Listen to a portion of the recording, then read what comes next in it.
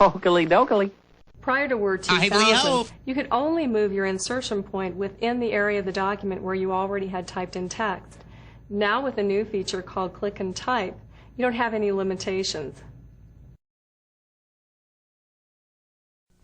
We'll go to the bottom of this document with Control End. When your mouse is in an area where you can use Click and Type, you'll see the I-beam has a little small icon next to it. This reflects how the text will be aligned. In this case, if I use Click and Type, the text will be aligned to the left-hand side. Then move over towards the center, this will change to centered. Notice how those horizontal lines are laid out. And finally, towards the right-hand side, this would be right-aligned text. To work with this feature, simply point to where you want to type in text and double-click.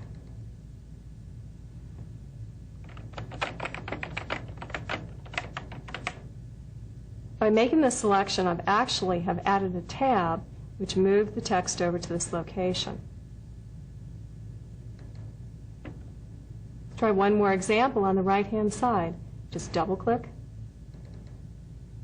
And now I have right-aligned text.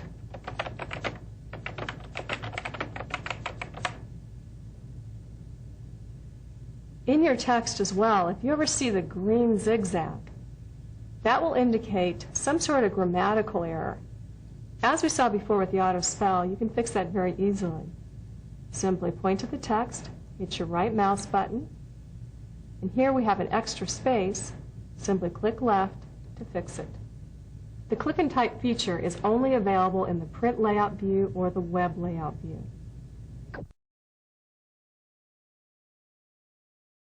Creating envelopes and even mailing labels takes just a few steps in Word 2000.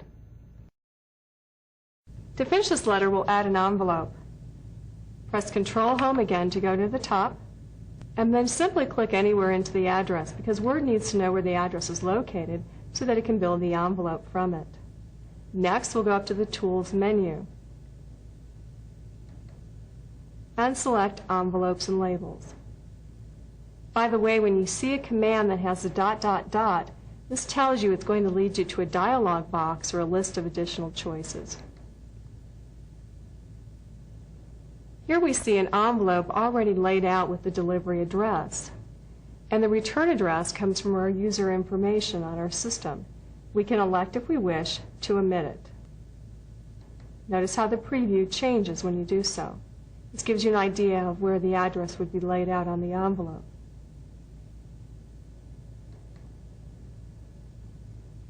We also have our address book here. If you have a list of contacts, for instance, in Microsoft Outlook or other email programs, you could access that information from here to add the address. Although we're going to do an envelope, let's take a quick tour of labels. Under labels, we have the same kind of setup. One of the options at the bottom is to print a full page of the same label or a single label, which unfortunately is not very practical with the way that labels are set up now for laser printing. If we want to make additional changes, we simply go over to the Options button. Here you can pick from a wide variety of different Avery labels. These are described by their number.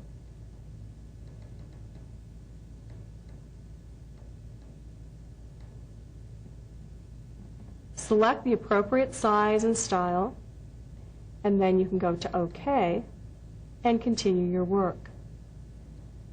We'll go back to envelopes right now. With both of these features, one of the things that we can do is either print directly or add to document. In the case of labels, then, this would create just a brand new sheet with that information laid out. Or in this case, an envelope format will be added to the letter.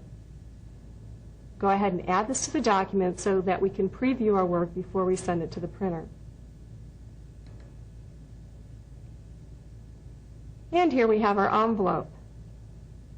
Simply page down to see the letter. Once this is printed, you can simply save it again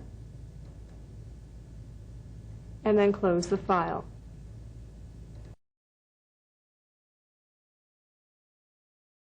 When you are editing larger documents, it's important to know some easy ways to manage your work. To see how to work with a multiple page document, we'll open up one of the other sample files. Instead of the File Open command, we'll use the Open button on the standard toolbar. I'm going to change my list back and select Hawaii. I'll simply double click and the file is opened up on the screen. Now I'm going to make a slight change here to the view of the document. If you look up in the zoom, it's currently as 100%. If I want to see the text a little bit more clearly, I simply drop down here and I can pick Page Width. This will change the text from the left to the right-hand side so that I can see everything and work with it more easily. This document is several pages long. In fact, it's 5 pages long. We can see that indicated in the bottom left-hand corner in the status bar. 1/5 indicates to us that we're on page 1 out of a total of 5. Also in the status bar, we see a pop-up here for Go To. This is one of the ways for us to navigate through a long document. Quick way for us to get to Go To is to either press the Control-G shortcut, or in this case, double-click anywhere in this section. This dialog box can be used for a lot of more advanced movements throughout a document, but we're simply going to go to a page. And we can enter in a valid page number, in this case between 1 and 5. Either click on Go To or hit Enter. Once we confirm that we're at the location we want, and we do that by looking in the status bar, we can simply click on Close or hit the Escape key. Another way to move throughout a large document is to use our scroll bars.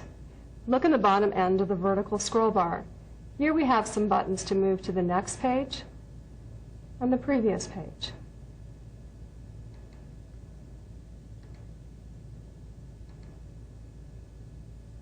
To use the keyboard, press Control Page Down or Control Page Up. This moves an entire page, whereas Page Up and Page Down are just a screen at a time. Next, we're going to switch back to the Print Layout view. Now, we've done that so far under the View menu. This time we'll use the View buttons in the bottom left-hand corner of the screen. Print Layout is the third button of these choices.